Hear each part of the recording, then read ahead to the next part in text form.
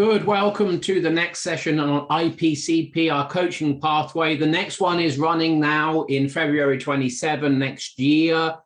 These videos to support you in understanding why you should be joining that. So this evening or last night, Jay ran a session and we ran into the coach's cognitive biases. So we're going to explore slightly that with the Headley and see how that is valuable and necessary for you to be across. Any questions that you have about the coaching pathway, when this video gets posted, put them in the comments and then Jay or I will respond directly to you. So Jay, cognitive biases from the coach perspective, what are you discovering? Not so much what I'm discovering. I've known that the coach needs to do the work to get their stuff out the way. Otherwise, that's going to get projected upon the client. What the cohort is really starting to realize is how prevalent that is without the work. It's a bit like trying to understand a book by reading the first chapter. You can't understand the whole book. You can't go deeply into it. So a lot of coaches think they know themselves.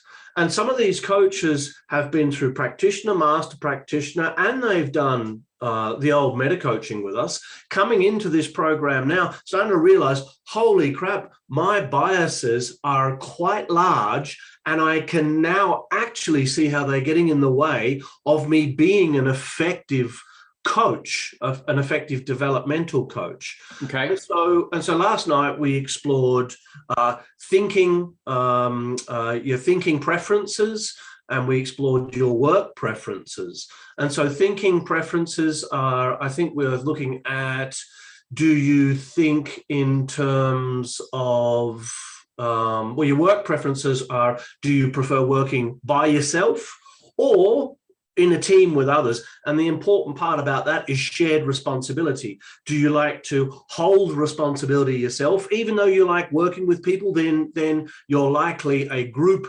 worker than a team worker. If you like working with people and sharing responsibility, then you're definitely a team worker. And if you like to hold responsibility to yourself and you prefer to get things done on your own, then you're definitely individual. And so, you know, we had lots of people who were team oriented, and lots of people who are extremely independent, individual oriented. Well, that's not really going to work for coaching. And as we explored that, people's faces and chins begin to drop, because it's like, oh, that's really getting in my way. I like to have responsibility. I don't like it to be shared between the client and myself. Well, that's going to facilitate over responsibility 101.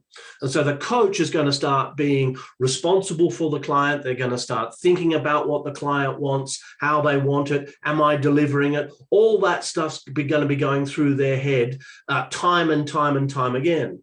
In the thinking let's interrupt the monologue. So what's a cognitive bias, and what's showing up? Enjoy a smile. And how is that different to it just being a cognitive intention? What's the variable? So it becomes a bias when it becomes a driver. And so it becomes a driver when there's a high score in one or both of the cognitive intentions, or if there are 3 cognitive intentions in a category, then across all 3.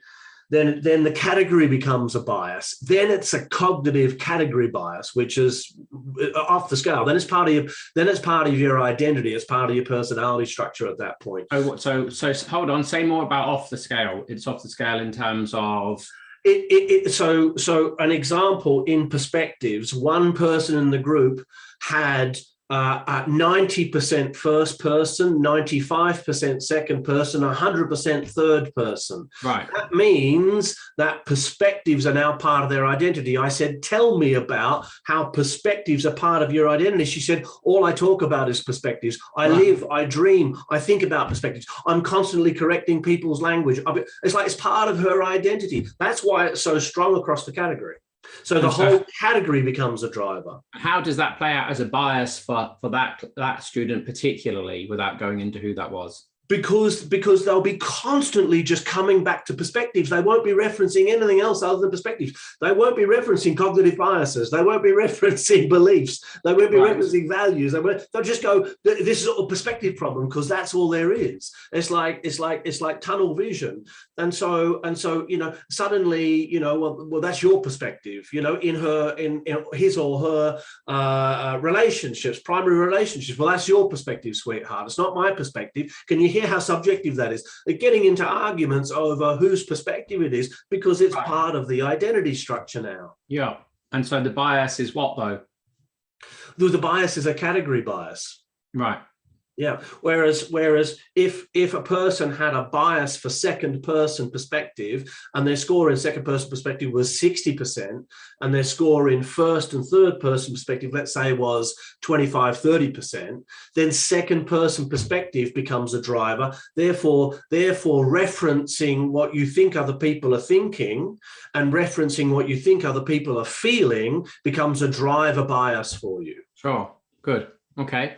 And and how is the course helping with that for the student? As we go deeply into each of the biases, the students are seeing not only how the bias runs for them, but we're having individual and collective coaching conversations where everybody's invited into the process. So I'll coach somebody to their bias by asking, what's the positive intention of the bias? How does it serve you? How does it not serve you? Really simple questions.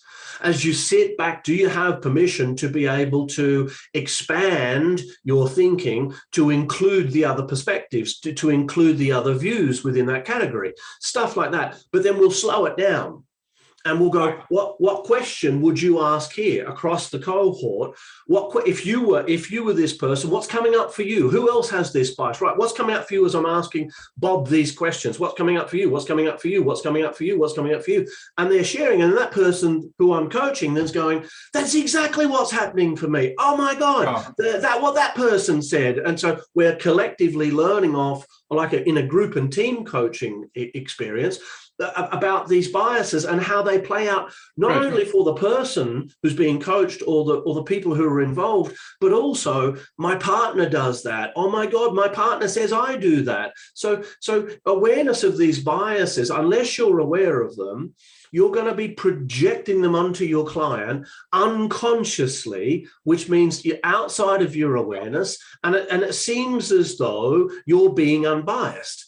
But your thinking patterns are directing the very fabric of your thinking, and therefore the fabric of the experience of the coachee who may not share those biases. So what kind of coach can we expect to be coaching that isn't aware of these biases? What's the kind of quality? What's the likely outcome of the sessions with their clients? Well, they'll have an unconscious agenda, Joseph. So they will hold an unconscious agenda to get somewhere. Let's say they had high achievement and high influence in terms of their success strategy. Yeah. Right. So high achievement means they want an outcome. Yeah. High influence means they want control and influence. If you had that bias and you weren't aware of it, you would be controlling the coaching session toward an outcome that was yours, not theirs. Yeah. Yeah. And you're not even going to know you're doing it. Yeah. And so I did it. A client once stood up at the end of a coaching session. He looked at me and he said, "Stop trying so fucking hard." Right. He left and never came back.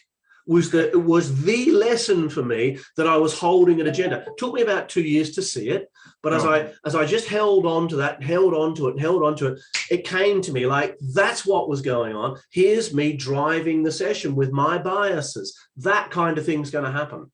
So as you can hear from our sharing here, we're very keen and we are very invested in making sure that as a coach, and particularly as an accredited coaching room coach, you're across a really clean, pure, and systemic approach to coaching. If that interests you, drop your questions in the comment section, or just really easy, come book on the course for next year, see Harriet. That's it from us. Till next time.